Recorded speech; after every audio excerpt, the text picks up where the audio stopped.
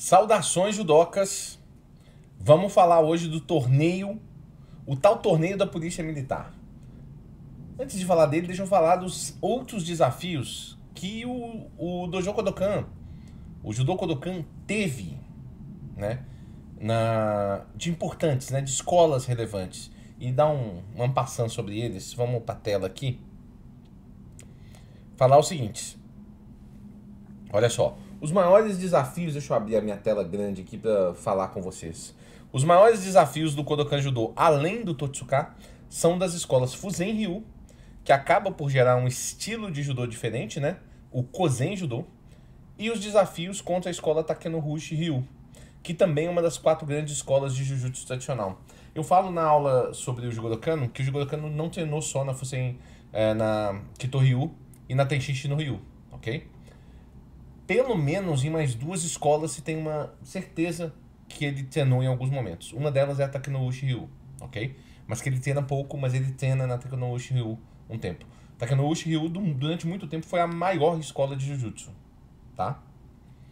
Lá no período grandioso dos samurais, que é o período Edo, a Takenobushi Ryu era a escola mais importante. Ela que se propagou mais dentro do Japão. Deixa eu dar um ampassant rápido sobre isso. Rapidinho. Até 1600 não tinha tempo, porque os caras guerreavam entre si, né? As escolas guerreavam entre si. Os clãs guerreavam entre eles. Depois desse período, não tem mais guerra entre os clãs.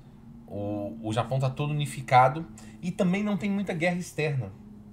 A partir daí que começa a fazer sentido você ter um samurai de um clã indo dar aula num outro clã. Porque antes aqueles clãs podiam guerrear em algum momento. Então por que você ia passar os segredos do seu clã para um outro clã? E a partir desse período, a grande escola é a Takenobushi Ryu, ok? Então existiam alguns desafios, mas o que acontece desses desafios? Muitos desses, os da Fuzen Ryu, por exemplo. É tão importante o desafio da Fuzen Ryu, mas o Jigoro Kano tá lá dentro. O Jigoro Kano estando lá dentro da Kodokan no dia do desafio, tudo muda, nem parece um desafio. Tanto é que o Judô Kodokan, o Neuasa do Judô Kodokan, vem da escola Fuzen Ryu.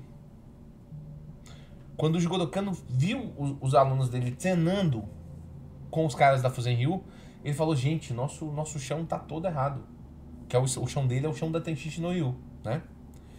Então, nosso chão tá ruim. E começa, então, o Neuasa da Kodokan vindo do Fuzen Ryu. Esse processo desenvolveu tanto o Neuasa que vira um estilo diferente de judô. Um dos poucos estilos diferentes de judô que a gente escuta falar por aí, Kozen Judô, né? Então são 2 desafios importantes. Vamos falar do torneio da polícia. O torneio da polícia é uma história muito... Todo mundo que fala, que conhece... Para dar o exemplo que conhece da história do judô, todo mundo conta 2 histórias, né? A história do Jigoro Kano observando o salgueiro, né? Que a neve caía, e no pinheiro, que era uma árvore mais forte, maior, a neve pesava tanto que quebrava os galhos, e o salgueiro ele cedia, né? Pra a neve ceder, né? Nem é o Jigoro Kano que viu essa história, não, que viu isso aí, não, tá? É só pra contar, não era o Jigoro Kano. O Jigoro Kano conta essa história que o mestre dele da Kito Ryu contava pra ele, entendeu?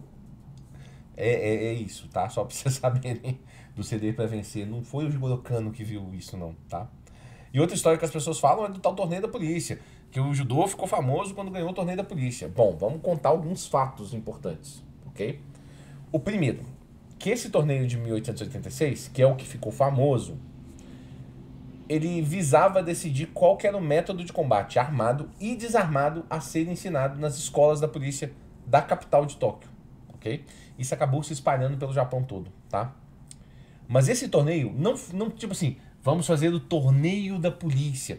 Não foi assim. Esse torneio, tinham vários desses torneios. Vários desses torneios. E os resultados da Kodokan foram crescendo num processo. Até esse famoso de 1886. Tem-se um em 1883 e tem relato do de 1884, ok? Então não é um torneio. Tem um outro também de 1893, tá? Pelo menos 5 torneios desses tiveram. Mas esse que todo mundo fala é o de 1886, ok? E tinha duas disputas, combate armado e combate desarmado. Isso é muito importante para vocês entenderem, assim, entender história japonesa, entender o processo da evolução das artes marciais japonesas após o período imperial, após o início da era Meiji, passa por esses torneios sim. E passa por essas duas vertentes, combate armado e combate desarmado. Porque é uma reconstrução da história samurai de alguma forma, né? Porque quem ganha é uma escola famosa de Kendo, que eu esqueci o nome, que usava já o termo Kendo em vez de Kenjutsu. Então, é uma evolução, é a vitória do Budô sobre o Bujutsu. E o Kendo e o Judô passam a ser as artes marciais importantes dentro do Japão depois desse torneio, porque passou-se a ensinar nas academias de polícia, e quando o Jigoro Kano entra, começa a ter influência no Ministério da Educação, ele leva tanto o judô quanto o kendo para as escolas japonesas. E aí é uma doideira. E aí tem... Essa é a grande revolução das artes marciais. A gente fala da revolução das artes marciais através do judô, mas o kendo tem um papel muito importante nisso aí. E lá na frente o imperador, inclusive, vai aproveitar disso. O próprio imperador vai aproveitar disso. Ele que quis destruir a memória dos samurais, ele aproveita recontando essa história, por exemplo, mostrando da questão da busca pela morte honrada, né? Lá na Segunda Guerra Mundial, que os guerreiros japoneses, os soldados japoneses, eles tinham esse espírito samurai. Eles carregavam kamikaze, né? Isso é de outro curso, se me deixar eu vou falando. Mas vamos lá. Entre os Shitenno, que são o tema do nosso curso aqui, a gente está contando, ambientando aqui, passando por eles, falando muito deles, né? Mas entre os Shitenno, Tomita vence com facilidade. Tomita que era bom, né? Como vocês estão vendo, ele sempre ganhava também. Yamashita empata a luta por não conseguir se desvencilhar de luta do solo após projetar de Hisaguruma. Após 55 minutos de combate, o Yokoyama empata sua luta contra o Hansuki Nakamura, que é o mesmo que enfrentou o Tomita meses antes, né? E o Saigo, como sempre, Shiro Saigo, né? Derrota o grande nome do dojo Totsuka, Entaro Kochi, que era o cara... O Entaro Kochi tinha uma fama gigante em Tóquio. E o Saigo derrota a luta. O Saigo defende um tempo todo, né? Tem até um relato aqui, né? Após alguns minutos defendendo, o Saigo consegue encaixar um poderoso Yamarashi, sua técnica referência. E o Entaro consegue levantar depois do Yamarashi, e aí ele toma um Osotogari na sequência. E aí, do Osotogari ele não levanta. Ele literalmente não levanta. E finaliza o combate com o Saigo. Sobre o Yamarashi. Eu sempre falo quando eu tô falando sobre técnicas, né? Quando a gente fala mais da parte prática do judô. Yamarashi. O Yamarashi que a Kodokan ensina, esse Yamarashi ali, ele é uma homenagem ao Saigo. Porque ele não é o Yamarashi do Saigo. Não tem a menor dúvida. Nesse período se estimulava muito o desenvolvimento pessoal. Tá? Você aprendia as técnicas e em algum momento você era estimulado a desenvolver o seu lado pessoal dentro do judô. O Saigo tinha isso dele. E é uma coisa que envolve Aikido, é uma coisa que envolve alguns movimentos.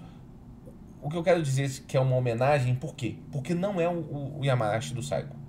Não tem a menor dúvida disso. O Yamarashi do Saigo se perdeu. A técnica que o Saigo fazia, ela se perdeu ao longo do tempo. Essa é uma informação. Eu não tenho a menor dúvida de falar isso. Tá? Porque se você vê o relato da descrição da técnica com o vídeo do que é executado hoje, você percebe que não tem uma correlação. Né? Se fala em Teuasa, mas às vezes a gente vê uma descrição que tem quadril, o posicionamento da perna. Então, senhores. Isso é muito, muito relevante. É mais pro conhecimento de vocês, tá? A técnica que o Saigo fazia, esse Yamarashi, e ela era de uma violência muito grande que não combinava muito com o que Jigoro Kano pensava, tá? De judô, né? Muitas vezes o Jigoro Kano faz parte do seu desenvolvimento. Você entende que o judô faz parte para o desenvolvimento pessoal, moral, físico e espiritual da pessoa. Então você quer que essa pessoa faça judô mais vezes, certo? Para isso essa pessoa não pode machucar. No momento que ela machuca, ela para de fazer judô. Isso é um pensamento óbvio, tá? Então determinados movimentos o Jigoro Kano não estimulava. Então, lá pra frente, quando a gente falar que o Saigo, a gente vai contar que o que aconteceu com o Saigo, quando o Shiro Saigo sai da Kodokan, meio que o Yamarashi some. O Yamarashi dele. Essa técnica que a gente faz hoje, ela tem algumas lembranças, mas não é o Yamarashi do Saigo. Essa história é muito importante, a história desse torneio da polícia. Não é a única, tá? Tem várias outras histórias relevantes. Mas esse torneio ele é mais detalhado pela importância que ele teve e fez o judô a partir dali, o judô e o kendo, né? Mas no nosso caso, o mais importante é o judô. Ele cresce exponencialmente dentro do Japão. Até a próxima aula. Tamo junto.